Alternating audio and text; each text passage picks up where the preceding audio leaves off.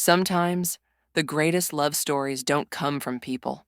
They come from the ones who walk beside us on four paws, the ones who love without words and stay long after we're gone. This is the story of Hunter, a Chesapeake Bay Retriever puppy whose heart led him through love, loss, and new beginnings. A story of devotion that never fades, and of a promise kept forever. I don't remember much about the very beginning, just warmth, soft fur all around me, and the steady sound of my mother's heartbeat. I was small then, smaller than a shoe, but the world already felt so big. And somehow, even as a puppy, I knew I was meant for something special. It wasn't about chasing toys or learning to sit. It was deeper than that. There was a pull inside me, something that whispered, "You're going to help someone someday." Days passed in a blur of naps and puppy dreams. My brothers and sisters tumbled and barked, but I'd often find myself staring toward the barn door, where sunlight poured through in a golden stripe across the floor. I didn't know why, but I felt that light was calling me. One morning, I woke up to the sound of footsteps. A voice, gentle and soft, floated in the air. "That one," she said, her tone full of kindness. "He's got wise eyes already." That was the first time I saw her, the older lady who would become my person. Her eyes were tired, but kind. Her hands trembled a little as she reached for me, but when she touched my fur, everything went still. For a moment, the whole world disappeared, just her and me. She smiled. "Hello, little one. You're Hunter." Hunter. It sounded strong, like a promise. I licked her hand, and she laughed, a small, quiet laugh that sounded like home. That night, I left the only place I'd ever known. The drive was long, the sound of tires humming beneath us, the faint smell of salt from the bay. She talked to me the whole way, telling me about her house, the garden she used to love, the sunsets over the water. I didn't understand the words, but I understood her. Her voice carried something I already recognized, loneliness. So I curled up in her lap, looked up at her face and thought, "Don't worry. You're not alone anymore." I didn't know it yet, but that was the beginning of everything. The house by the bay was quiet, almost too quiet. The moment we stepped inside, I could smell her everywhere, a mix of lavender, ocean air, and something faintly like medicine. She set my little bed by the fireplace and smiled down at me. "There you go, Hunter. This'll be your spot." I looked around. Old photographs lined the shelves, sunlight streaming through lace curtains. A small radio played somewhere in the kitchen, soft and nostalgic. It felt like a place full of memories, the kind that hold both laughter and tears. I followed her everywhere that first day, from room to room, my paws clicking softly on the hardwood floors. She moved slowly, carefully, and sometimes stopped to catch her breath. But even when she was tired, she'd reach down to pat my head and whisper, "I'm so glad you're here, Hunter." I didn't know exactly what was wrong, but I could feel it. Her body was weak, but her heart was strong. So I decided, right then, that I'd be her guardian, her protector, her little shadow. Whenever she sat down, I sat by her feet. When she coughed, I'd nudge her hand. When she rested, I'd curl up close enough to feel her heartbeat, steady, gentle, familiar. And every time she smiled, I wagged my tail because I knew that's what made her happiest. We spent our days in quiet company. Some mornings she'd take me outside, and we'd sit on the porch watching the sun climb over the water. The waves sparkled, and her eyes would follow them for a long time. "This is my favorite place," she'd whisper. "It always feels peaceful here." I didn't understand words like peaceful back then, but I understood the sound of her voice when she said it. And that was enough. Sometimes visitors came, nurses, family, friends. They'd talk quietly in the hallway, their voices hushed and serious.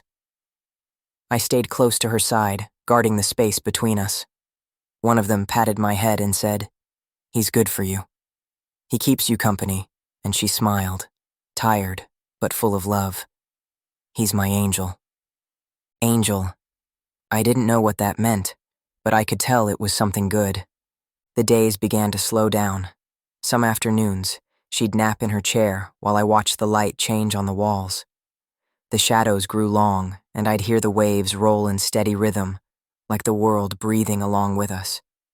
I started to notice more things, how she'd wince when she stood up, how her steps grew softer, slower.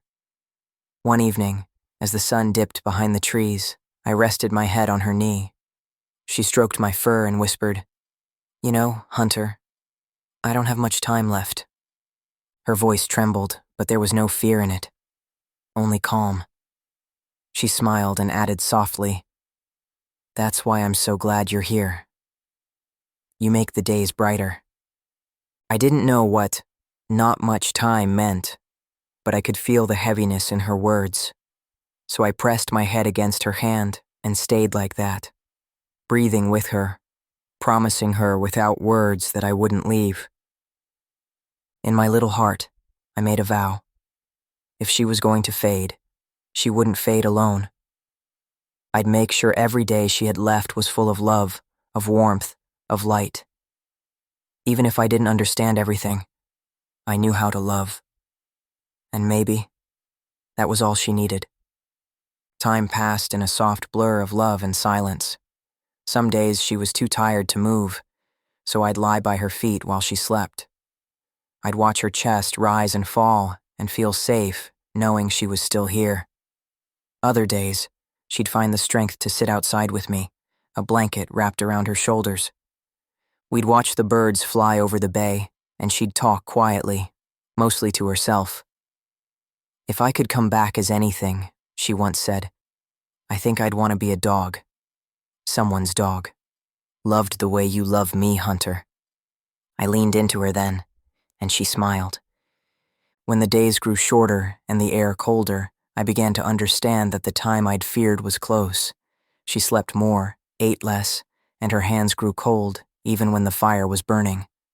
But I stayed close, never leaving her side, not for a second. One night, I woke to the sound of her breathing, shallow and slow.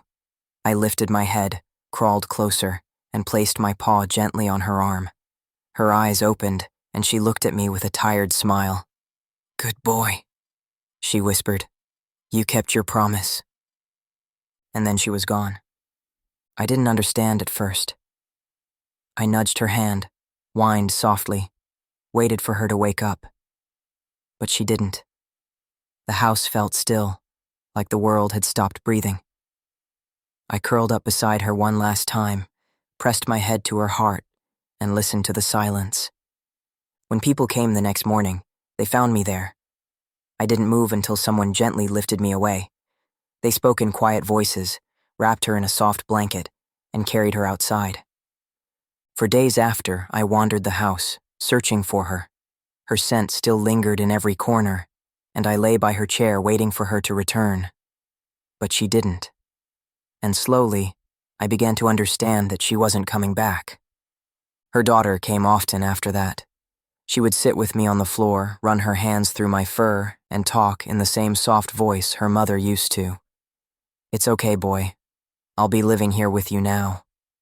Her voice was gentle, full of something I recognized, love wrapped in sadness. Even though I didn't understand every word, I felt their meaning. She wasn't taking me away from my home. She was bringing herself into it, so neither of us would have to face the emptiness alone. Little by little, things began to change. There was more laughter in the house again, more warmth. She brought my bed into her room, took me for walks by the water, and sometimes we'd sit outside under the same old tree, watching the bay glow orange at sunset. I missed my first mom, but I started to realize that maybe love doesn't end when someone leaves. It just finds a new place to live. Eventually, the day came when we packed boxes and drove to a new house. When the door opened, two wagging tails came bounding toward me, a lab and husky mix named Indy and an older Chesapeake named Chiclet. Indy barked joyfully, tail spinning like a helicopter, while Chiclet walked over slowly, her golden eyes calm and kind. Chiclet didn't need to say anything. She just gave me a knowing look, as if to say, "You're safe here."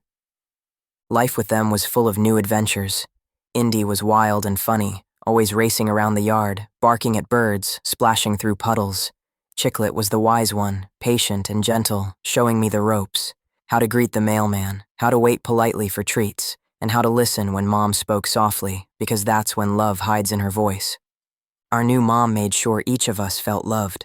She threw the ball for Indy, shared quiet moments with Chiclet, and when she looked at me, her eyes always softened, like she saw a piece of her mother in me.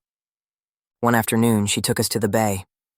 The air smelled of salt and driftwood, and the sun shimmered across the water. Indy ran ahead, barking and splashing, while Chiclet walked beside Mom, her steps slow and steady. I hesitated at first. The last time I'd been near the water, it was with my first mom. We used to sit quietly by the edge, her hand on my head, her smile reflected in the waves. Mom called to me, "Come on, Hunter.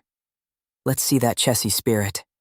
Something inside me stirred, a spark I hadn't felt in a long time. I took a deep breath and ran full speed into the waves. Cold water splashed against my chest, and I felt alive again.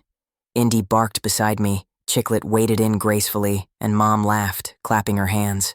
The sound of her laughter mixed with the waves, and for a moment, the whole world was perfect.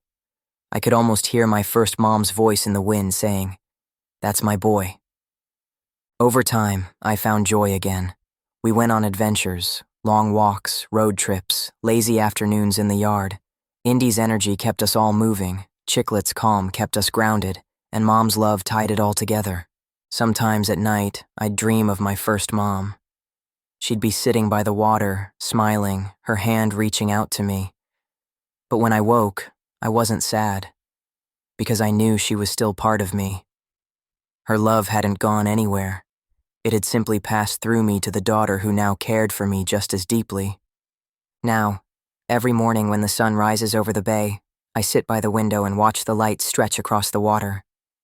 Indy snores beside me, Chiclet rests peacefully near the door, and Mom hums softly in the kitchen. My heart feels full.